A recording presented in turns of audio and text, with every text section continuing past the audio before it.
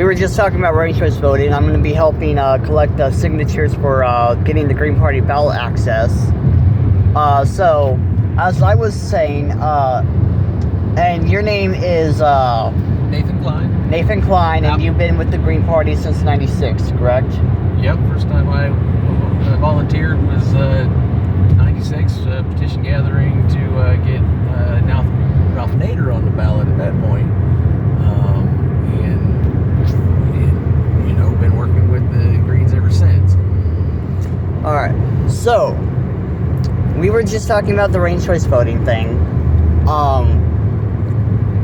So what I hear on my progressive YouTube a whole lot about, third parties and supporting third parties, like, yes, we don't want to support, just Democrat or Republicans. Oh, my grandpa used to work in that building. He ran the vending machines over there. The purple building?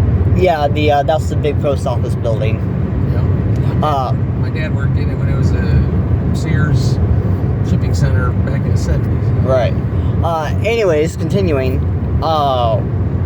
So, in progressive media space, so right now, a lot of them are supporting Marianne, but it's coming out there was more rigging against Marianne in the D.C. side.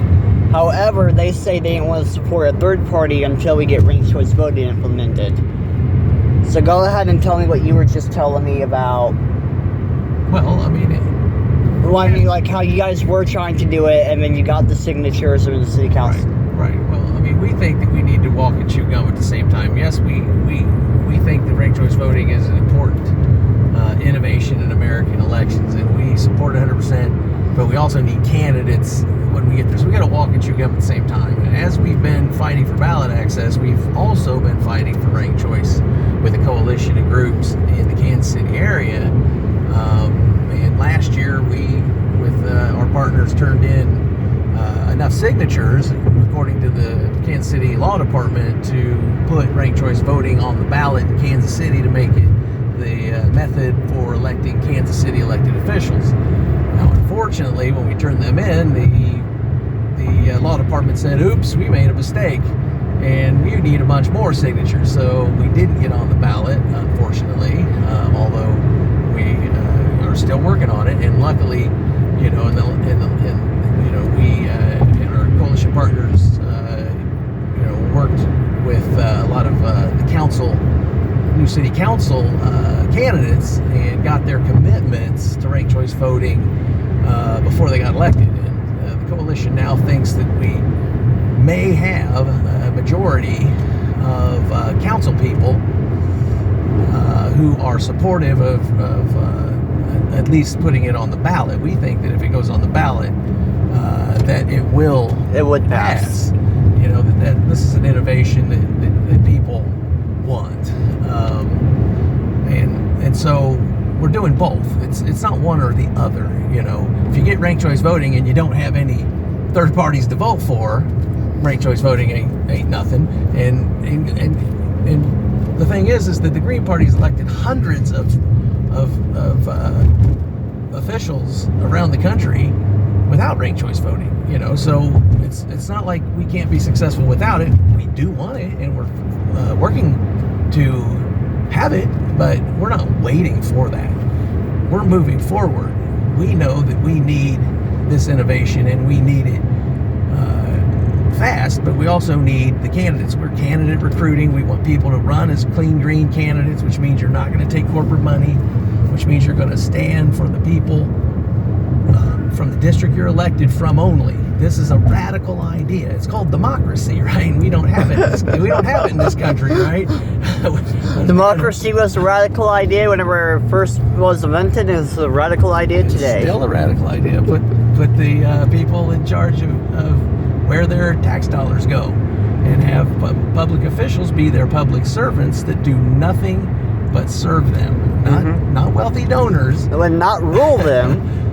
Not rule them, certainly not. We're the rulers. We're supposed to be the rulers. Now, nobody thinks that that's the case now, and you're talking about from the farthest right to the farthest left. This is not a right-left thing. This is a democracy thing.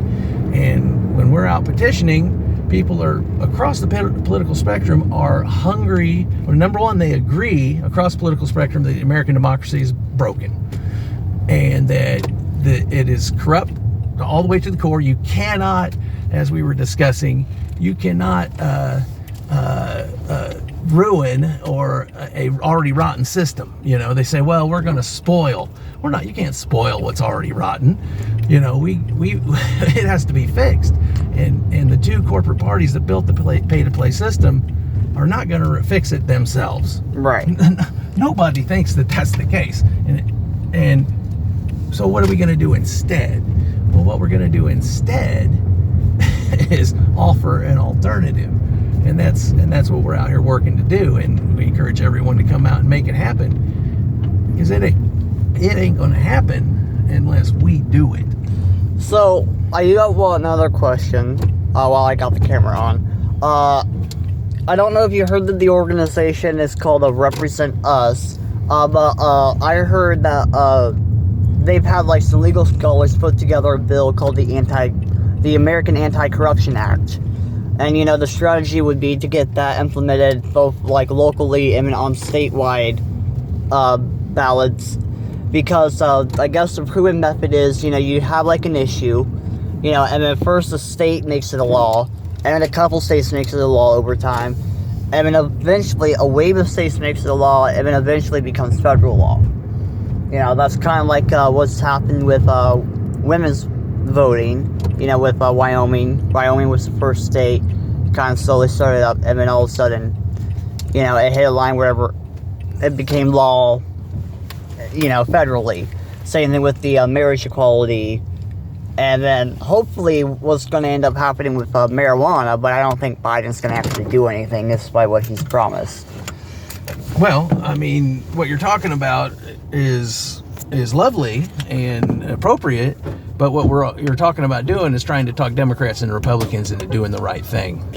And that's not going to happen. We think it's largely... I mean, the thing is that everybody harkens back to these, the women's suffrage and civil rights and these things back. We're talking about generations ago and this is before, the rules on money and politics were abolished. That parties with great social movements were able to influence these political parties. That's no longer the case. They are completely insulated from American public opinion. American public opinion is very far away from the levers of power in this country, and they don't care how many millions of us wander around in the street banging drums. And I've been there and I've done that, and I've done it for years, and I think it's still valuable. But if we don't have a political party that's ours, that's lined up to take power, that's the only leverage we have. And if we don't build that for ourselves, nobody's going to do it. We got to do it ourselves. Right. So let's go do it, man. Alrighty.